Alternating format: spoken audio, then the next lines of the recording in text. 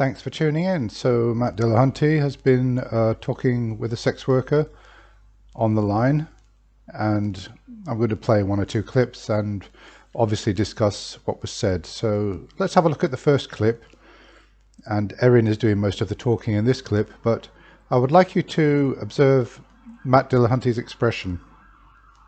Thing. I had one customer that did used to brag about being, I don't remember what flavor it was, about being a great Christian and really, without me prompting him, this was just his whole spiel. He was obviously, for whatever reason, thinking he was trying to endear himself to me or whatever, but he like went on and on about it, and then went on to continually try to grope me in like literally the one place where it wasn't allowed. In fact, I have a chapter called that. I'm not sure if I can say it, so I'm not gonna. You can say whatever you want on here. My mouth. Okay, so it's called "God Told Me to Touch Your Pussy" because he was literally telling me that while he was trying, and I was like fighting him the whole time, like not fighting him, but like like trying to stop him from doing it. And I succeeded, but then somebody else danced for him later and came. The look on her face was actually hilarious. It's terrible, but she came out and she goes, "Oh my God. This guy just grabbed me and he told me that God told me to touch my, told him to do it." And I was like,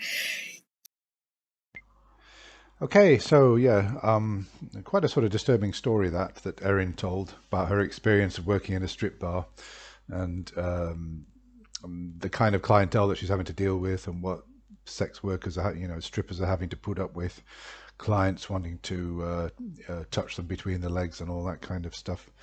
Which does surprise me because I thought that in strip bars touching was off limits. I'd always believed that. I've never been to a strip bar, never been to a strip show, and my only knowledge is from films.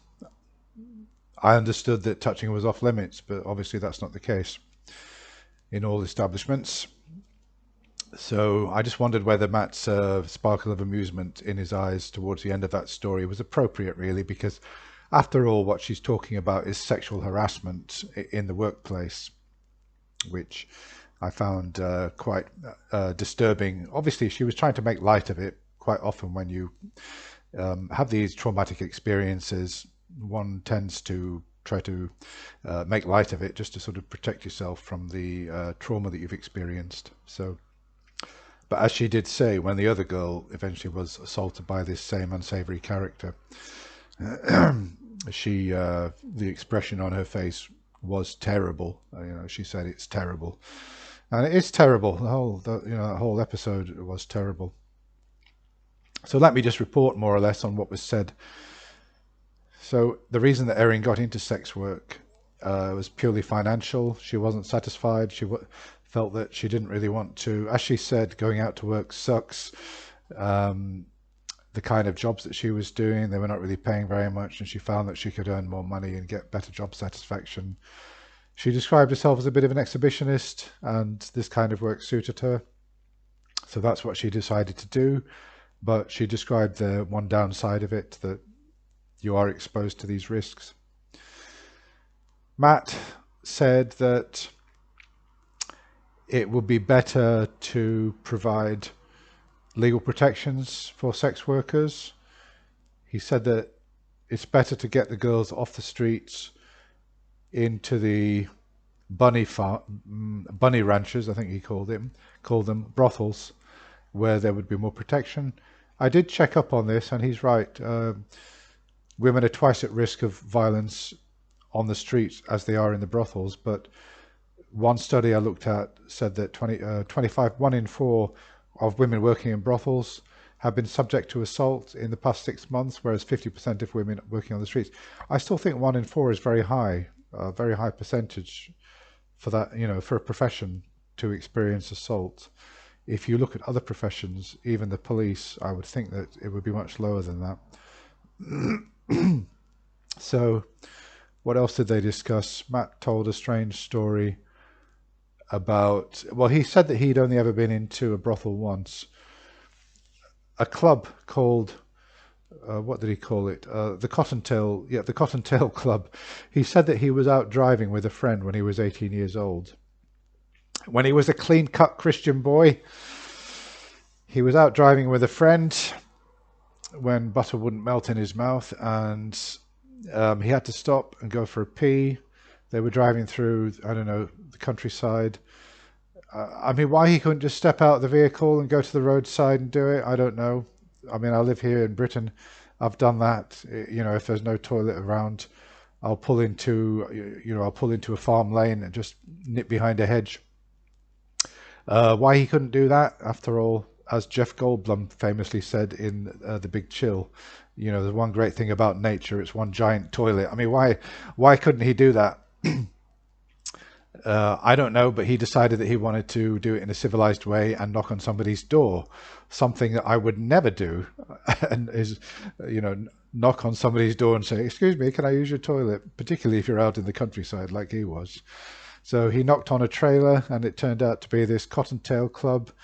He went in, said, "Can I use your toilet?" They thought he was a client, and girls started marching out one by one, dressed in lingerie, etc. And you know, he was scared, he didn't know what to do, etc., etc. Really weird story, but at the heart of it seems something which is quite unlikely, that he would need to knock on somebody's door to go to the toilet when he's got nature, you know, for that purpose.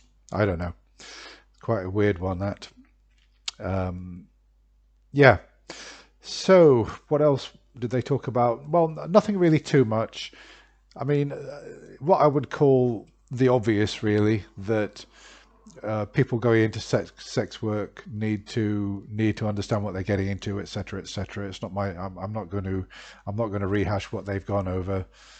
The fact that there is exploitation involved, and Matt mentioned. What did he mention? You could be exploited by a pimp. You could be exploited by a partner, or if it's economic, poverty could result in you exploiting yourself. So the way that he used this language, the exploitation side of it, I mean, nobody would say that if you go to work in a bank, you're exploiting yourself for the wages to get out of poverty. Nobody would use that language.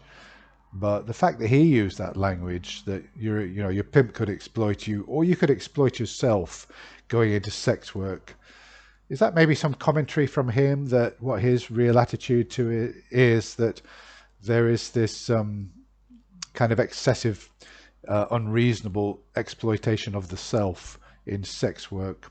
I don't know. I'm just putting that out there, because getting into the morality and the rights and wrongs of sex work, and also using sex work, is something way beyond what I want to get into. It's too complicated. I think that's about it, really. The conversation goes on for about an hour, so maybe you'd like to go and look at it. The show lasts 2 hours, so they spend an hour on the prostitution side of sex work side of things, and then they move on to other topics. There are one or two interesting calls, by the way, and then there's the what do they call it? The paid questions at the end. So that's about it. Thank you very much for watching, and I hope you got something from that summary. And I'll put a link to the show if you want to go and watch it yourself. I don't know whether I would recommend it, but you can do that if you want to. Bye for now.